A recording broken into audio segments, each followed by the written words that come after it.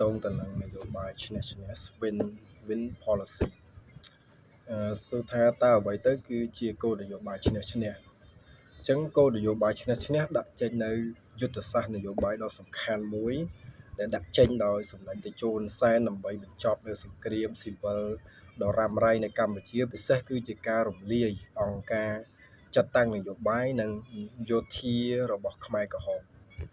ដោយនាំមកនូវសន្តិភាពពេញលេញនិងឯកភាពជាតិខ្លឹមសារស្នូលនៃគោលនយោបាយនេះមិនមែនជាការចាញ់ឈ្នះដោយអាវុធនោះទេប៉ុន្តែគឺជាការធានាថាភាគីទាំងអស់ហ្នឹងសុទ្ធតែជាអ្នកឈ្នះដោយគ្មានអ្នកចាញ់គោលនយោបាយនេះមានគោលការណ៍គ្រឹះសំខាន់ចំនួន3ដែលហៅថាតម្រុយ3ដូចខាងក្រោមទី1ការធានានៅរូបរាងកាយនិងអាយុជីវិត Guarantee of Life and Physical Safety ចំណុចនេះគឺជាការធានាដល់បងប្អូនអតីតខ្មែរក្រហមថានៅពេលដែលពួកគេស្ម័គ្រចិត្តធ្វើសមាហរណកម្មចូលរួមជាមួយនឹងរាជរដ្ឋាភិបាលពួកគេនឹងមិនត្រូវបានចាប់ខ្លួនធ្វើទរណកម្មឬក៏សម្លាប់ចោលនោះឡើយផ្ទុយទៅវិញពួកគេនឹងទទួលបាននូវការការពារសុវត្ថិភាពជីវិតអាយុជីវិតទាំងស្រុងទី2គឺការធានាអាជីពនិងមុខរបរ Guarantee of the career of the occupation រដ្ឋាភិបាលបានធានាថាអ្នកដែលបានចូលរួមនឹងទទួលបានសិទ្ធិបន្តប្រកបមុខរបររបស់ខ្លួនដដែលចំពោះកងទ័ពនៅតែបន្តធ្វើជាកងទ័ពដោយរក្សានៅថរន្តរស័ក្តិនិងតួនាទីដដែលឬក៏អាចចូលឬក៏អាចបញ្ចូលទៅក្នុងកងយោធពលខេមរភូមិន្ទចំពោះមន្ត្រីរដ្ឋបាលនៅតែបន្តតួនាទីក្នុងការគ្រប់គ្រងមូលដ្ឋានរបស់ខ្លួនដដែលទី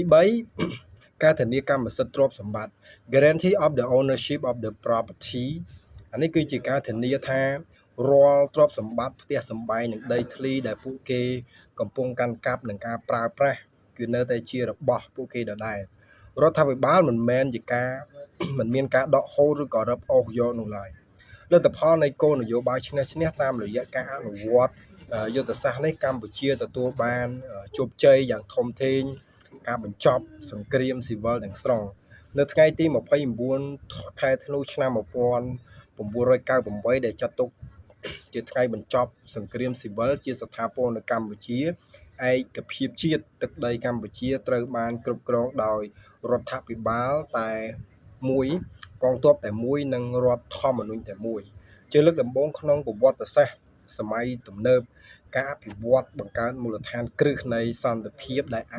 នុញ្ញាតឲ្យកម្ពុជាអាចកសាងនិងអភិវឌ្ឍប្រទេសរហូតមកដល់សព្វថ្ងៃ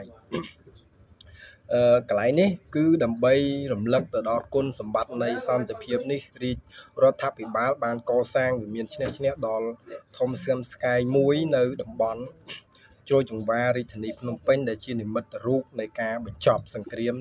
និងការកសាងជាតិអំពីវិមានឈ្នះឈ្នះ The win-win of the monument វិមាននេះមិនមែនគ្រាន់តែជាសំណង់ស្ថាបត្យកម្មប៉ុណ្ណោះទេតែប៉ុន្តែជាបណ្ណាល័យប្រវត្តិសាស្ត្រនិងជានិមិត្តរូបនៃការបញ្ចប់សង្គ្រាមស៊ីវិលដែលការបរិច្ឆេទដាក់សម្ពោធឲ្យប្រើប្រាស់គឺត្រូវបានសម្ពោធជាផ្លូវការនៅថ្ងៃទី29ខែធ្នូឆ្នាំ2018ជាចំខួប20ឆ្នាំនៃការបញ្ចប់សង្គ្រាមស៊ីវិល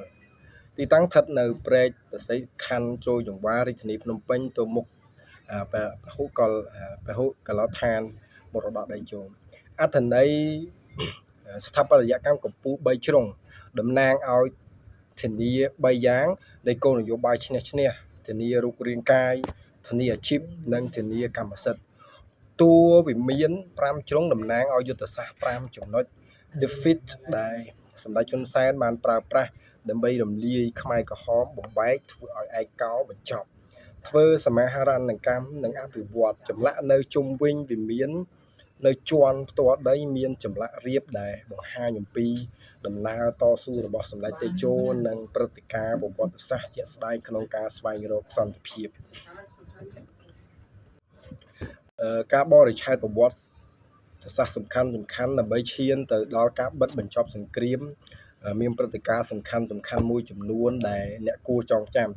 ឆ្នាំ1996ចំណុចចាប់ផ្ដើមធំគឺជាការបែកបាក់ទ្រង់ទ្រាយធំលើកដំបូងរបស់ខ្មែរក្រហមនៅពេលដែលអតីតមេដឹកនាំខ្មែរក្រហមលោកអៀងសារីនៅតំបន់ប៉ៃលិននិងម៉ាឡៃបានសម្រេចផ្ដាច់ខ្លួននៅពេលដែលអតីតមេដឹកនាំខ្មែរក្រហមលោកនឹងនាំកម្លាំងមកចូលរួមជាមួយរដ្ឋាភិបាលតាមរយៈគោលនយោបាយឈ្នះឈ្នះនៅថ្ងៃទី29ខែធ្នូឆ្នាំ1998នៃថ្ងៃបញ្ចប់សង្គ្រាមនេះជាថ្ងៃប្រវត្តិសាស្ត្រដែលមេដឹកនាំកម្ពុជារបស់ខ្មែរក្រហមដូចជាខៀវសុផាន់និងនួនជាបានមកចូលដល់ផ្ទះរបស់សម្ដេចតេជោហ៊ុនសែននៅក្រុងថ្នាក់ព្រឹត្តិការណ៍នៅថ្ងៃទី29ខែធ្នូឆ្នាំ1998នេះដែលត្រូវបានកំណត់ថាការបញ្ចប់សង្គ្រាមស៊ីវិលទាំងស្រុងនិងជាស្ថាពរនៅកម្ពុជាដែលធ្វើឲ្យកម្ពុជាមានសន្តិភាពនិងឯកភាពជាតិពោពេញលេញមកដល់សពថ្ងៃ